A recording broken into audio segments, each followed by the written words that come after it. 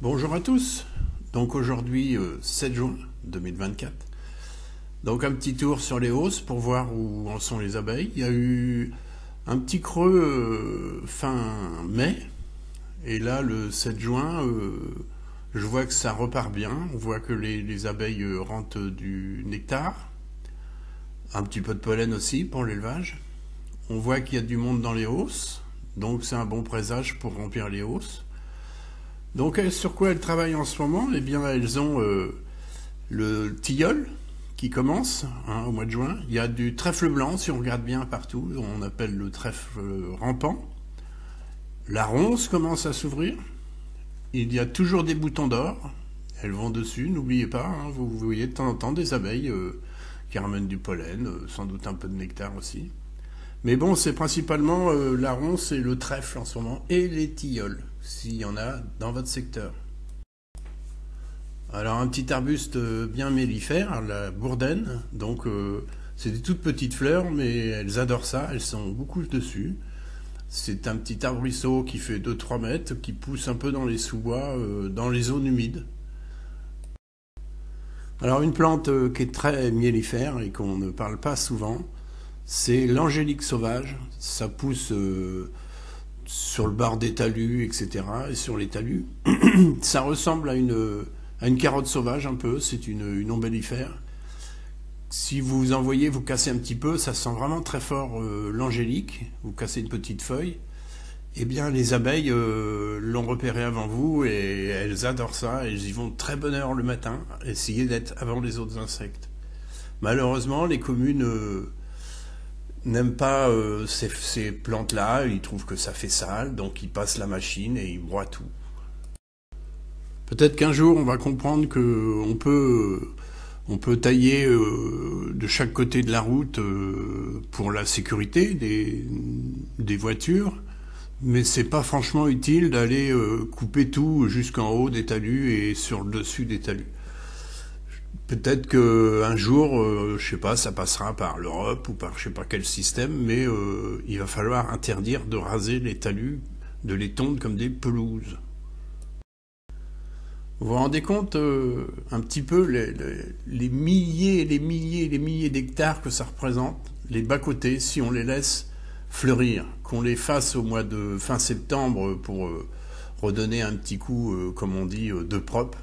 Je pense que la nature n'est pas sale, eh bien juste entretenir les talus au mois de novembre, au mois d'octobre, mais laisser le cycle naturel des végétaux se faire.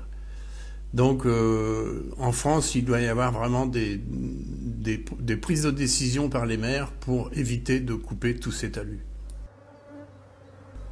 Eh bien voilà, après ces quelques mots, on peut voir les hausses qui sont habitées, les abeilles ont pris en charge, donc c'est normal, on est l'été, ça miel, comme je vous ai expliqué.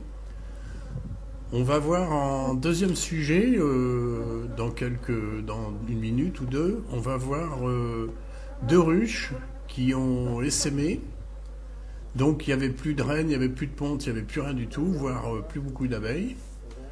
Et donc j'ai surveillé et là c'est reparti. Les deux ruches ont à nouveau des œufs. Donc il y a une reine est née dans chacune des deux ruches, a été fécondée, etc. Et ça repart.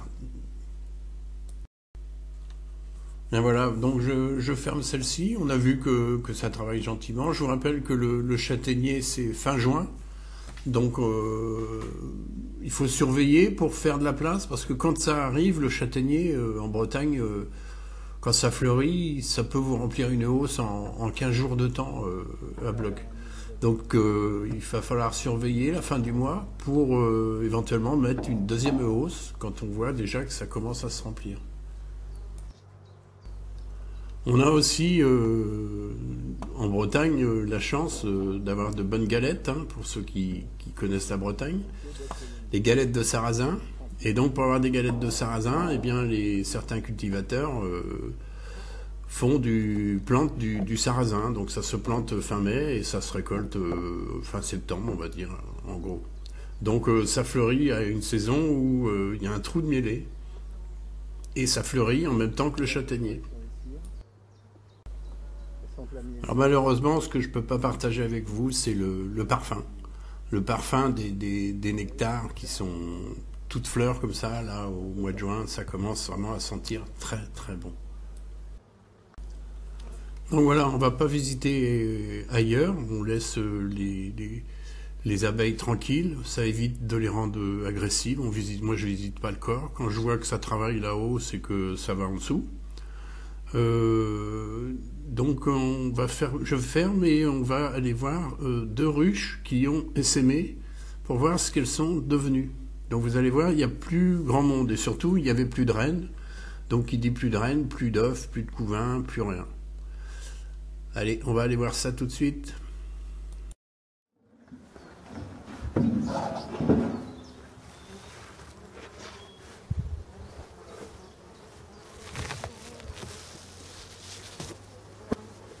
Orpheline le 30. Faire attention, peut-être ponte à visiter le 7. Et bien voilà. Le 7. Aussi. Bon là, là-dedans, il n'y a rien.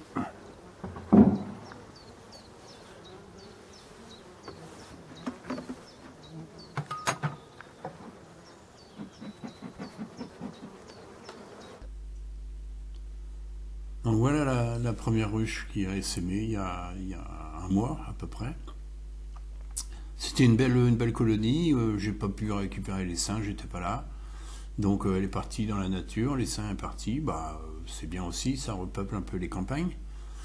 Donc on peut voir que il n'y a plus grand chose dedans. Il y a un tout petit peu de nourriture sur ce cadre-là. Donc je vais entièrement la visiter. Je vais voir quelques œufs, pas beaucoup, mais quelques œufs, qui ne sont pas des œufs de bourdonneuse. Donc, mais je vais revisiter dans 4-5 jours pour être plus sûr. Parce que dans 4-5 jours, je devrais retrouver à la place des œufs, je devrais retrouver des larves. Donc le but de ces visites, c'est aussi pour voir si les cellules que j'avais vues ont marché, si la reine a été fécondée, etc., est bien partie en ponte. Donc ça met entre environ 40 jours pour faire tout le cycle à partir de la construction de la cellule de reine jusqu'à ce qu'elle commence à pondre, entre 40 et 50 jours. Donc voilà, c'est ça l'apiculture. Là on voit c'est des cellules de reine qui étaient en bas là, suite à l'essaimage. Donc je vois que les cellules sont bien ouvertes par le bas. Là, je vais l'enlever avec un petit opinel. Ça sert à rien de garder les cellules par en dessous. Et du coup, ça fait voir qu'il y a une reine qui est née. Maintenant, il faut qu'elle fasse son vol de fécondation et qu'elle revienne dans la ruche pour pondre. Donc, ce que je recherche là, ce sont des œufs. J'arrive dans une zone où on voit qu'il y a beaucoup d'abeilles qui tiennent le cadre. Ça, c'est bon signe quand même. Et je trouve quelques œufs, pas beaucoup, mais comme si les œufs avaient été pondus du matin.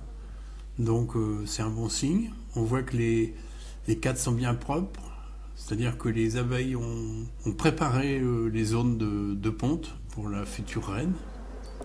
Alors il faut faire très attention quand vous contrôlez les zones de ponte, comme ça, et que vous voyez des œufs. Moi j'ai une loupe, et si jamais vous voyez 2 œufs ou 3 œufs dans une alvéole, c'est pas bon du tout. C'est-à-dire qu'il y a une ouvrière qui pond à la place d'une reine, parce que la reine est parvenue de son vol, etc. Et là, quand vous voyez plusieurs œufs dans une alvéole, c'est signe que votre ruche devient bourdonneuse. Donc là, il est franchement temps d'intervenir, mais ça, c'est une autre technique. Donc là, le but, c'est de resserrer la ruche, c'est pas la peine de garder, c'est comme si on faisait une petite ruchette. Et là, on voit la deuxième ruche qui est à côté, qui a essaimé aussi. Les deux ont dû essaimer à quelques jours d'intervalle.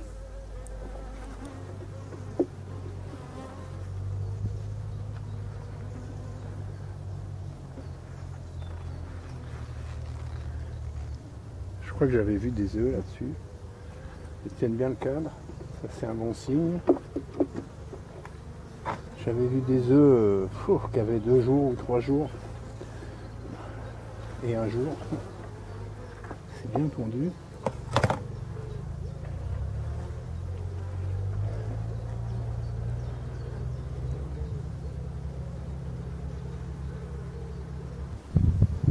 Là, l'autre côté c'est pondu aussi. Oh. Je devrais trouver des larves de la pente que j'ai vue la fois d'avant.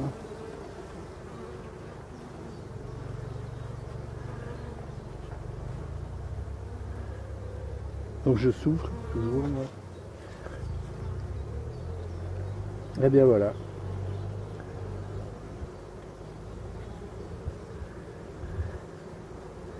Il y a des belles larves. Tout ça là c'est couvain. Bon, bah, on s'arrête là. Par là.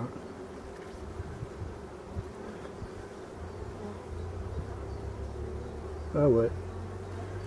Bon bah c'est parfait, celle-là elle est repartie. Donc c'est une reine qui est née ici, après essaimage. Elle a fait son vol de fécondation. Donc elle est du terroir celle-là, elle est d'ici. Superbe, je suis content.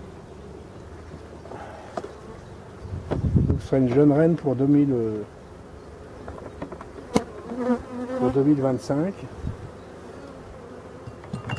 Normalement celle-là va suivre parce que je crois qu'elle a essaimé après. J'avais vu. Celle-ci, 7. Non mais le 6, on revient le 10 ou le 12. Et si jamais il y a vraiment une belle ponte, il faut que je remette du couvain fermé. Voilà. Très bien. Eh bien voilà la petite visite, enfin c'est toujours des petites visites mais ça dure toujours assez longtemps, est terminée. Donc ceux qui ne sont pas abonnés à ma chaîne, eh bien abonnez-vous, un petit pouce bleu fait toujours plaisir.